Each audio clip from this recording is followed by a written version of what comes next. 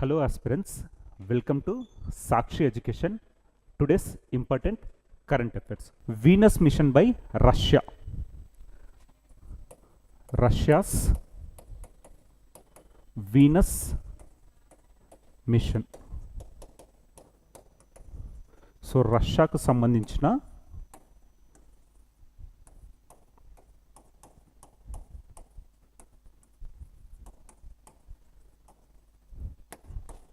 శుక్రగ్రహ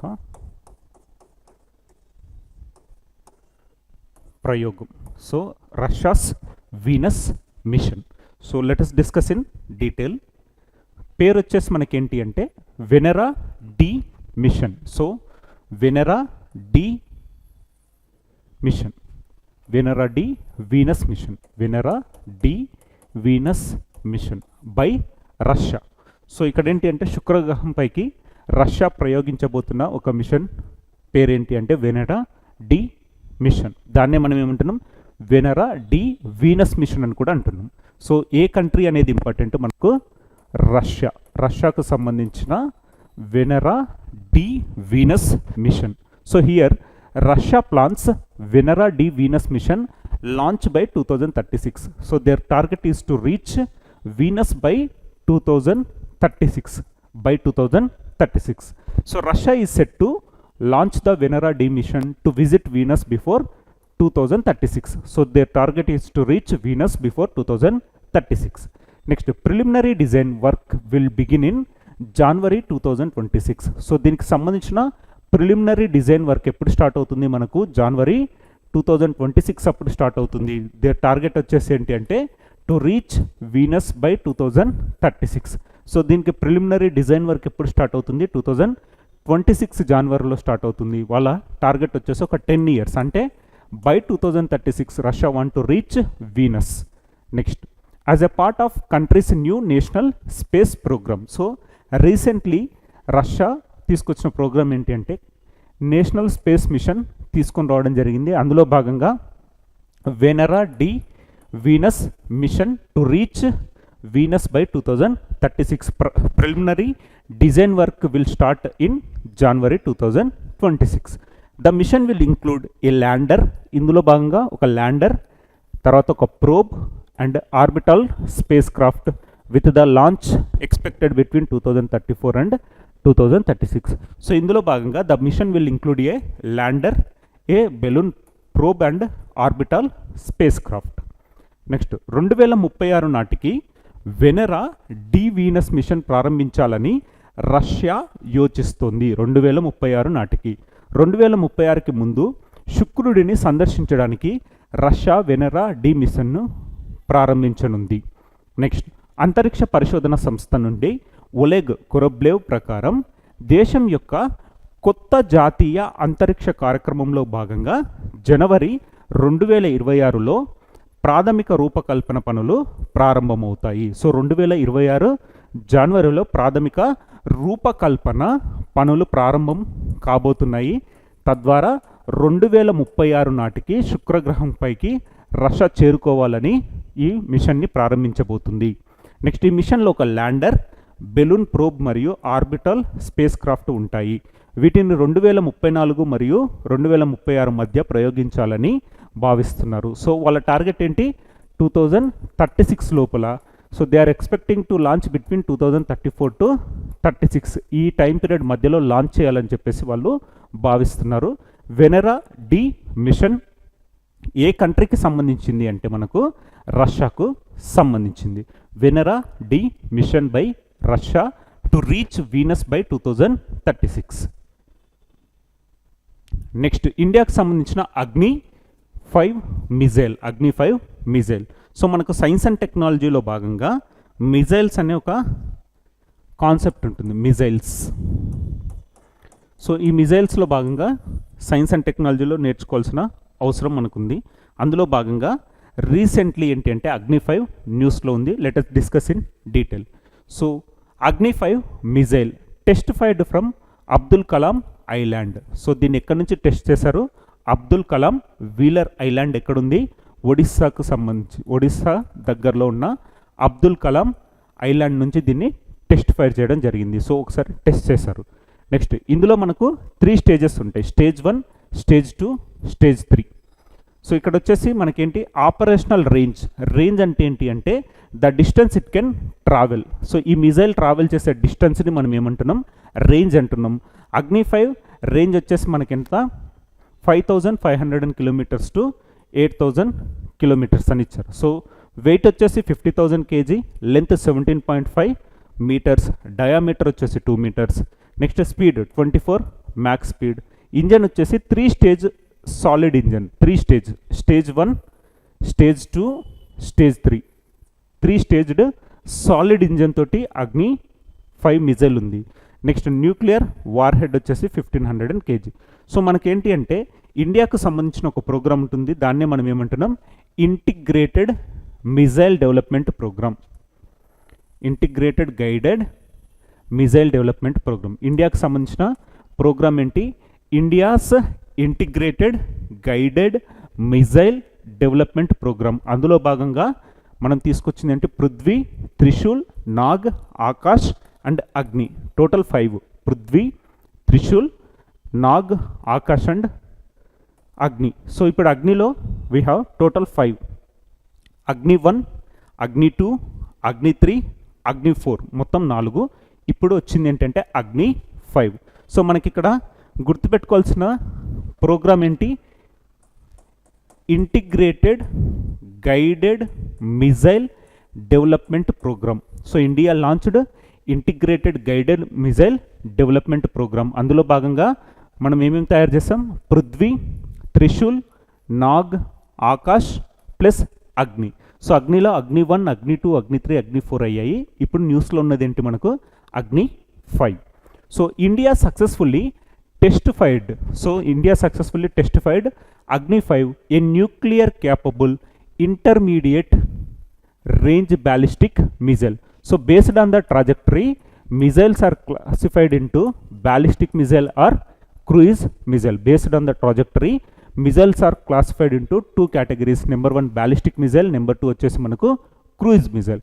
So Agni 5 అనేది ఏంటి, nuclear capable intermediate range ballistic missile. So it is a ballistic missile to validate operational and technical parameters and maintain credible minimum deterrence. So ఇక్కడ ఏంటి అంటే అగ్ని 5 వచ్చేసి మనకు it is A intermediate range ballistic missile. So Agni 5 it is an advanced surface to surface. So మనకు జనరల్గా ఏంటి అంటే లాంచ్ చేసేది సర్ఫేస్ ఉంటుంది, వీళ్ళ టార్గెట్ కూడా సర్ఫేస్ ఉంటే దాన్ని మనం ఏమంటున్నాం, సర్ఫేస్ టు సర్ఫేస్ మిజైల్ అంటున్నాం. ఒకవేళ లాంచింగ్ ఫ్రమ్ సర్ఫేస్ వాళ్ళ టార్గెట్ వచ్చేసి ఎయిర్లో ఉందనుకోండి, దాన్ని మనం ఏమంటున్నాం, సర్ఫేస్ టు ఎయిర్ మిజైల్ అంటున్నాం, సర్ఫేస్ టు ఎయిర్ మిజైల్ అంటున్నాం. సో ఇక్కడ సర్ఫేస్ టు సర్ఫేస్ ఏంటి, లాంచ్ చేసేది కూడా ఫ్రమ్ సర్ఫేస్, తర్వాత టార్గెట్ కూడా సర్ఫేస్ ఉందంటే దాన్ని మనం సర్ఫేస్ టు సర్ఫేస్ అంటున్నాం. ఒకవేళ లాంచింగ్ ఫ్రమ్ సర్ఫేస్ టార్గెట్ వచ్చేసి గాల్లో ఉందనుకోండి, దాన్ని మనం ఏమంటున్నాం, సర్ఫేస్ టు ఎయిర్ మిజైల్ అంటున్నాం. సో అలా మనకు అగ్ని 5 వచ్చేసి ఏంటి అంటే it is advanced surface to surface ballistic missile, surface to surface ballistic missile. So launching from the surface, target కూడా మనకు సర్ఫేస్ పైనే ఉంటుంది. So it is a surface to surface ballistic missile developed under India's integrated guided missile development programme. అందులో Prithvi, Trishul, Nag, Akash, next we have Agni. So range వచ్చేసి ఏంటి, around 5000 kilometres range ఉంది. So Agni 5 missile range ఎంత, 5000 kilometres. అంటే it can hit the target up to 5000 kilometres. In and around 5000 కిలోమీటర్స్లో ఉన్న టార్గెట్ని ఇది ఛేదించగలదు. Next significance with its multiple independently targetable recently reentry vehicle. So it is multiple interdependently targetable reentry vehicle, that is MIRV technology. So Agni 5 is based on MIRV technology. So full form enti multiple interdependently targetable re-entry vehicle. Next, capable IRBM technology. Agni 5 places India among the selected group of nations including the USA, Russia, China and France. So IRBM technology already ఉన్న countries enti USA, Russia, France and China. ఇప్పుడు India కూడా ఇందులో చేరడం జరిగింది. So India కూడా వీరి సరసన చేరడం జరిగింది. దానికి ఏంటి IRBM technology. Next surface to surface ballistic missile. So here surface to surface ballistic missiles are missiles designed to be launched from the ground to strike targets on the land or sea. So ఇక్కడ ఏంటి అంటే launching from surface, target కూడా surface పైన ఉంటే దాన్ని surface to surface missile అంటున్నాం. So Agni five వచ్చేసి మనకు surface to surface ballistic missile. Next so classification based on the range missiles ఏ విధంగా క్లాసిఫై అవుతున్నాయి. Based on trajectory missiles are classified into 2 categories, ballistic missiles and cruise missile. అదేవిధంగా based on the range అంటే ఏంటి, the distance it can travelled, దాన్ని మనం range అంటున్నాం. So short range missiles అంటే ఎంత, లెస్ దాన్ 1000 kilometers, దాన్ని మనం ఏమంటున్నాం షార్ట్ రేంజ్ మిజైల్స్ అంటున్నాం. Next medium range ballistic missiles range ఎంత, 1000 to 3000 kilometers, medium range ballistic missiles. Next intermediate range ballistic missiles 3000 to 5000 kilometers range. So దాన్ని మనం ఏమంటున్నాం ఇంటర్మీడియట్ రేంజ్ బ్యాలిస్టిక్ మిసైల్స్ అంటున్నాం. So ఇక్కడ మనకు అగ్ని 5 కూడా intermediate range ballistic missile, because in and around range ఎంత మనకు 5000 kilometers. సో అరౌండ్ 5000 kilometers కాబట్టి అగ్ని 5ని మనం ఏమంటున్నాం ఇంటర్మీడియట్ రేంజ్ బ్యాలిస్టిక్ మిజైల్ అంటున్నాం. Next intercontinental ballistic missile ICBM, వీటి టార్గెట్ ఎంత, రేంజ్ ఎంత 5500 kilometersకి పైగా. సో అబోవ్ 5500 kilometers ఉంటుంది, దాన్ని మనం ఏమంటున్నాం ఇంటర్ కాంటినెంటల్ బ్యాలిస్టిక్ మిజైల్ అంటున్నాం. సో ఇక్కడ classification based on the range. Short range missiles less than 1000 kilometers, medium range ballistic missiles 1000 to 3000 kilometers, intermediate range ballistic missiles that is 3000 to 5500 kilometers range, intercontinental ballistic missile that is range వచ్చేసి above 5500 kilometers. So దీంట్లో భాగంగా మనం చూసింది ఏంటి అగ్ని 5 వచ్చేసి మనకు intermediary range ballistic missile. So మనకు గుర్తుండాల్సింది ఏంటి, India's integrated guided missile development programme.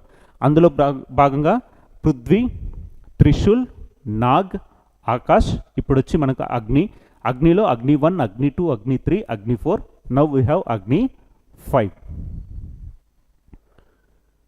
So next 23rd August is observed as National Space Day. So India's National Space Day observed on 23rd August every year.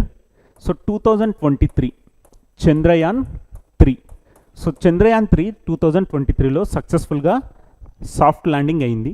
So in commemorative of the event every year 23rd August will be observed as national space day. So first national space day ఎప్పుడు జరిగింది మనకు 2024లో జరిగింది. ఇప్పుడు second national space day వచ్చేసి 2025. So మనకు గుర్తుండాల్సింది ఏంటి, 2023లో చంద్రయాన్ 3 సాఫ్ట్ ల్యాండింగ్, 2024లో ఫస్ట్ స్పేస్ డే సెలబ్రేట్ చేసుకున్నాం. నెక్స్ట్ సెకండ్ స్పేస్ డే వచ్చేసి 2025. Every year August 23 is observed as a national space day. So ఇక్కడ the second national space day, the day commemorates the successful soft landing of Chandrayaan 3 missions Vikram lander and the deployment of Pragyan rover on the moon on 23rd August 2023. So on 23rd August 2023 Chandrayaan 3కి సంబంధించిన lander Vikram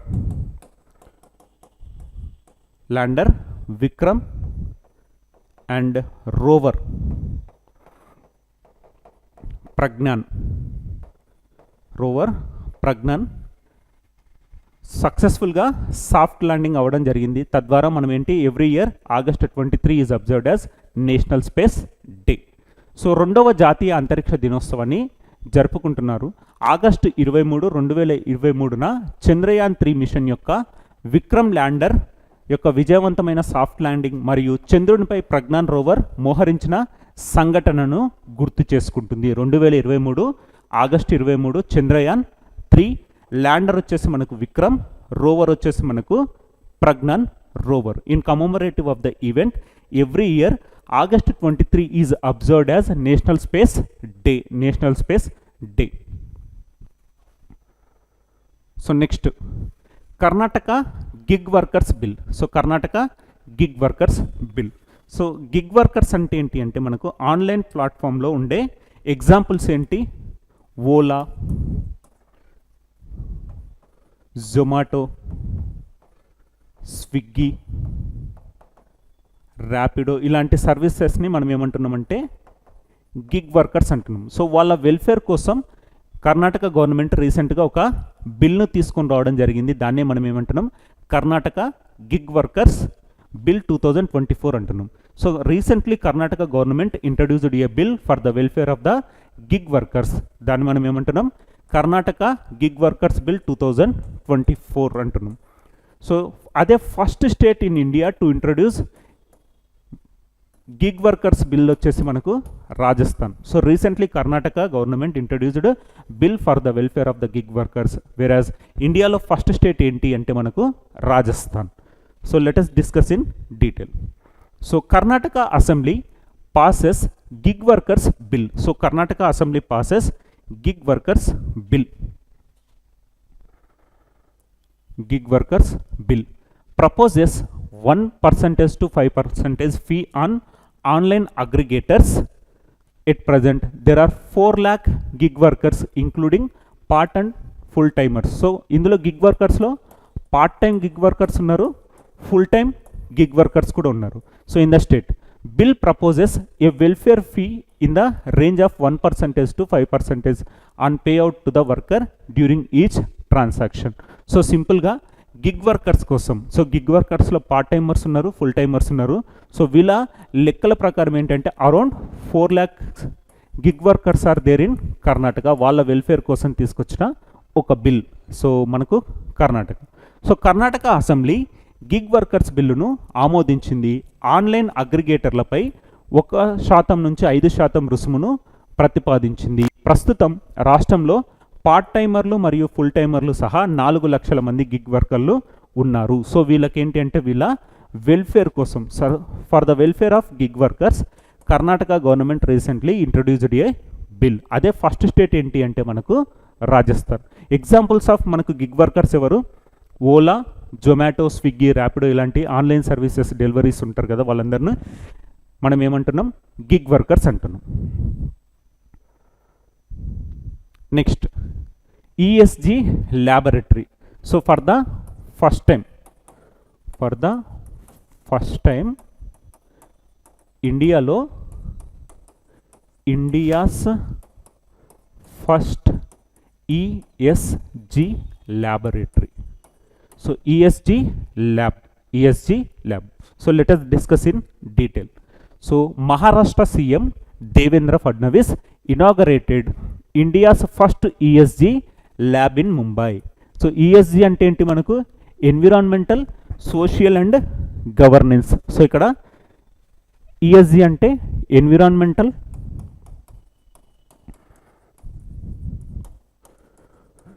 social and governance. Lab. So ఇక్కడ environment, social and governance ల్యాబ్ని first time ఇక్కడ Mumbai, so Maharashtra గుర్తుకు రావాలి. So వీటి ఉపయోగం ఏంటో చూద్దాం. Lab in Mumbai urging students to prepare for a rapidly evolving world influenced by climate change, artificial intelligence and quantum computing. So స్టూడెంట్స్కి వీళ్ళు ఏంటి అంటే